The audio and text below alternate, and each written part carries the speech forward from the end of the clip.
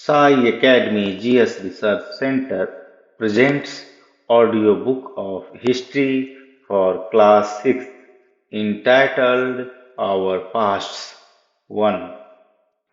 This is page number 24, chapter 3 in the earliest cities. Saving an old building, Jaspal and Harpreet were playing cricket in the lane outside their home when they noticed the people who were admiring the dilapidated old building that the children called the haunted house. Look at the architecture, said one of the men. Have you seen the fine wood carving? Asked one of the women. We must write to the minister so that she makes arrangements to repair and preserve this beautiful house. Why then wondered, would anybody be interested in the old rundown house? The story of Harappa. Very often, old buildings have a story to tell. Nearly 150 years ago, when railway lines were being laid down for the first time in the Punjab, engineers stumbled upon the site of Harappa in present-day Pakistan. To them, it seemed like a mound that was a rich source of ready-made, high-quality bricks, so they carried off thousands of bricks from the walls of the old buildings of the city to build railway lines. Many buildings were completely destroyed. Then, about 80 years ago, archaeologists found the site and realized that this was one of the oldest cities in the subcontinent. As this was the first city to be discovered, all other sites from where similar buildings and other things were found were described as Harappan. These cities developed about 4700 years ago. Very often, old buildings are pulled down to make way for new construction. Do you think it is important to preserve old buildings? What was special about these cities? Many of these cities were divided into two or more parts. Usually, the part to the west was smaller but higher. Archaeologists describe this as the citadel. Generally, the part to the east was larger but lower. This is called the lower town. Very often, walls of baked brick were built around each part. The bricks were so well baked that they have lasted for thousands of years. The bricks were laid in an interlocking pattern and that made the walls strong. In some cities, special buildings were constructed on the citadel. For example, in Mohenjo-daro, a very special tank which archaeologists call the Great Bath was built in this area. This was lined with bricks, coated with plaster, and made watertight with a layer of natural tar. There were steps leading down to it from two sides, while there were rooms on all sides. Water was probably brought in from a well and drained out after use. Perhaps important people took a dip in this tank on special occasions. Other cities such as Kalibangal and Lothal had fire altars where sacrifices may have been performed. And some cities like Mohenjo-daro, Harappa, and Lothal had elaborate storehouses. These cities were found in the Punjab and Sindh in Pakistan and in Gujarat, Rajasthan, Haryana, and the Punjab in India. Archaeologists have found a set of unique objects in almost all these cities. Red pottery painted with designs in black, stone weights, seals, special beads, copper tools, and paralleled sided long stone blades. The Great Bath. Houses, drains, and streets. Generally, houses were either one or two stories high, with rooms built around a courtyard. Most houses had a separate bathing area and some had wells to supply water. Many of these cities had covered drains. Notice how carefully these were laid out in straight lines. Although you cannot see it, each drain had a gentle slope so that water could flow through it. Very often, drains in houses were connected to those on the streets, and smaller drains led into bigger ones. As the drains were covered, inspection holes were provided at the intervals to clean them. All three houses, drains, and streets were probably planned and built at the same time. List at least two differences between the houses described here and those that you studied about in chapter 2 previous. Life in the city. A Harappan city was a very busy place. There were people who planned the construction of special buildings in the city. These were probably the rulers. It is likely that the rulers sent people to distant lands to get metal, precious stones, and other things that they wanted. They may have kept the most valuable objects, such as ornaments of gold and silver or beautiful beads, for themselves. And there were scribes, people who knew how to write, who helped prepare the seals and perhaps wrote on the other materials that have not survived. Besides, there were men and women, craftspersons making all kinds of things either in their own homes or in special workshops. People were traveling to distant lands or returning with raw materials and perhaps stories. Many terracotta toys have been found, and children must have played with these. Make a list of the people who lived in the city. Were any of these people listed as living in villages such as Mehergarh? Far left, a Harappan seal. The signs on the top of the seal are part of a script. This is the earliest form of writing known in the subcontinent. Scholars have tried to read these signs but still don't know exactly what they mean. Left, terracotta toys,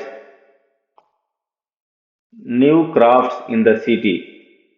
Let us look at some of the objects that were made and found in Harappan cities.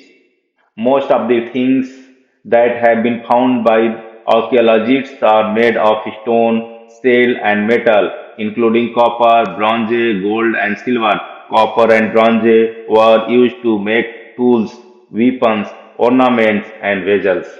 Gold and silver were used to make ornaments and vessels. Perhaps the most striking finds are those of beads, weights, and blades. The Harappans also made seals out of stone. These are generally rectangular and usually have an animal carved on them. The Harappans also made pots with beautiful black designs such as the one shown on page 6. Was metal used in the villages you learnt about in chapter 2? Was stone used to make weights? Cotton was probably grown at Mehergarh from about 7,000 years ago. Actual pieces of cloth were found attached to the lid of a silver vase and some copper objects at Mohenjo-daro. Archaeologists have also found spindle wheels made of terracotta and faience. These were used to spin thread. Faience, unlike stone or shell that are found naturally, faience is a material that is artificially produced. A gum was used to shape sand or powdered quartz into an object. The objects were then glazed, resulting in a shiny, glassy surface. The colors of the glaze were usually blue or sea green. Faience was used to make beads, bangles, earrings, and teeny vessels. Many of the things that were produced were probably the work of specialists.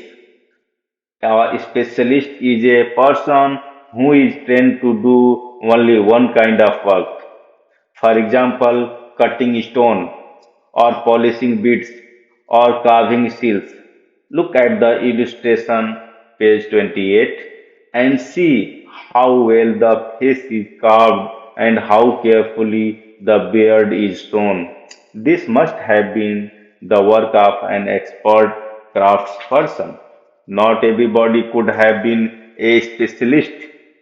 We don't know whether only men were specialists or only women were specialists. Perhaps some women and men may have been specialists in search of raw materials. Raw materials are substances that are either found naturally, such as wood or ores of metals, or produced by farmers or herders. These are then processed to produce finished goods. For example, cotton, produced by farmers, is a raw material that may be processed to make cloth, while some of the raw materials that the Harappans used were available locally. Many items such as copper, tin, gold, silver, and precious stones had to be brought from distant places. The Harappans probably got copper from present day Rajasthan and even from Oman in West Asia. Tin, which was mixed with copper to produce bronze, may have been brought from present day Afghanistan and Iran. Gold could have come all the way from present day Karnataka and precious stone from present day Gujarat, Iran, and Afghanistan. How are goods carried from one place to another? Look at the illustration. One shows a toy and the other is a seal. Can you suggest that what the modes of transport used by the Harappans were? Did you come across illustrations of wheeled vehicles in earlier lessons? Food for people in the cities. While many people lived in the cities, others living in the countryside grew crops and reared animals. These farmers and herders supplied food to craftspersons, scribes, and rulers in the cities. We know from remains of plants that Harappans grew wheat, barley, pulses, peas, rice, sesame, linseed, and mustard. A new tool, the plough, was used to dig the earth for turning the soil and planting seeds, while real ploughs, which were probably made of wood, have not survived. Toy models have been found. As this region does not receive heavy rainfall, some form of irrigation may have been used. This means that water was stored and supplied to the fields when the plants were growing. The Harappans reared cattle, sheep, goat, and buffalo. Water and pastures were available around settlements. However, in the dry summer months, large herds of animals were probably taken to great distances in search of grass and water. They also collected fruits like bear, caught fish, and hunted wild animals like the antelope. A closer look, Harappan towns in Gujarat. The city of Dholavira was located on Khadir Bet, also spelled as Bet, in the run of Kutch, where there was fresh water and fertile soil. Unlike some of the other Harappan cities, which were divided into two parts, Dholavira was divided into three parts, and each part was surrounded with massive stone walls with entrances through gateways. There was also a large open area in the settlement where public ceremonies could be held. Other finds include large letters of the Harappan script that were carved out of white stone and perhaps inlaid in wood. This is a unique find as generally Harappan writing has been found on small objects such as seals. The city of Lothal stood beside a tributary of the Sabarmati in Gujarat, close to the Gulf of Khambat. It was situated near areas where the raw materials, such as semi-precious stones, were easily available. This was an important center for making objects out of stone, steel, and metal. There was also a storehouse in the city. Many seals and ceilings, the impression of seals on clay, were found in this storehouse. A dockyard at Lothal, this huge tank may have been a dockyard where boats and ships came in from the sea and through the river channel. Goods were probably loaded and unloaded here. A building that was found here was probably a workshop for making beads, pieces of stones, half made beads, tools for bead making, and finished beads have all been found here. Seals and sealings. Seals may have been used to stamp bags or packets containing goods that were sent from one place to another. After a bag was closed or tied, a layer of wet clay was applied on the knot and the seal was pressed on it. The impression of the seal is known as sealing. If the ceiling was intact, one could be sure that the goods had arrived safely. Seals are used even today. Find out what they are used for. The mystery of the end. Around 3900 years ago, we find the beginning of a major change. People stopped living in many of the cities. Writing, seals, and weights were no longer used. Raw materials brought from long distances became rare. In Mohenjo-daro, we find that garbage piled up on the streets. The drainage system broke down, and new, less impressive houses were built even over the streets. Why did all this happen? We are not sure. Some scholars suggest that the rivers dried up. Others suggest that there was a deforestation. This could have happened because fuel was required for baking bricks and for smelting copper ores. Besides, grazing by large herds of cattle, sheep, and goat may have destroyed the green cover. In some areas, there were floods, but none of these reasons can explain the end of all the cities. Flooding or a river drying up would have had an effect in only some areas. It appears as if the rulers lost control. In any case, the effects of the change are quite clear. Sites in Sindh and West Punjab, present day Pakistan, were abandoned, while many people moved into newer, smaller settlements to the east and south. New cities emerged about 1400 years later.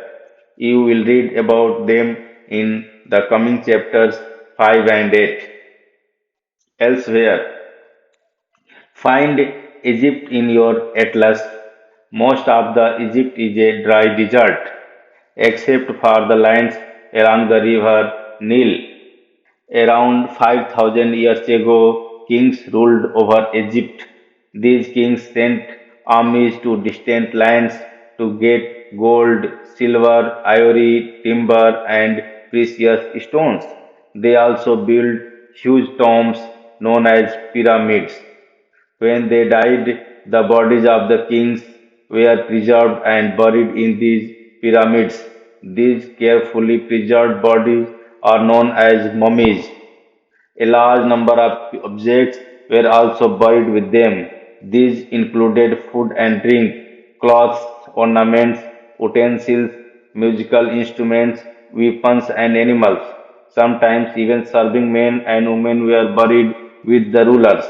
These are amongst the most elaborate burials known in the world history.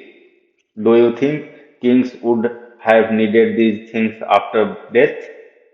Imagine you are traveling with your parents about 4000 years ago from Lothal to Mohenjo-daro. Describe how you would travel, what your parents might carry with them, and what you would see in Mohenjo-daro. Let us recall some important dates: cotton cultivation at Mehergarh about 7000 years ago, beginning of cities about 4700 years ago, beginning of the end of the cities about 39 years ago, the emergence of other cities about 2500 years ago. Point 1. How do archaeologists know that cloth was used in the Harappan civilization? Match the columns: left copper, gold, tin, precious stones; right Gujarat, Afghanistan, Rajasthan, Karnataka. 3. Why were metals, writing, the wheel, and the plough important for the Harappans? Let's discuss. 4. Make a list of all the terracotta toys shown in the lesson. Which do you think children would have played with the most? Make a list of what the Harappans ate and put a tick mark against the things you eat today. Do you think that the life of farmers and herders who supplied food to the Harappan cities was different from that of the farmers and herders you read about in chapter 2? Give reasons for your answer. Let's do 7. Describe three important buildings in your city or village. Are they located in a special part of the settlement? For example, the center. What are the activities that take place in these buildings? 8. Are there any old buildings in your locality? Find out how old they are and who looks after them. This is chapter 3. Thank you.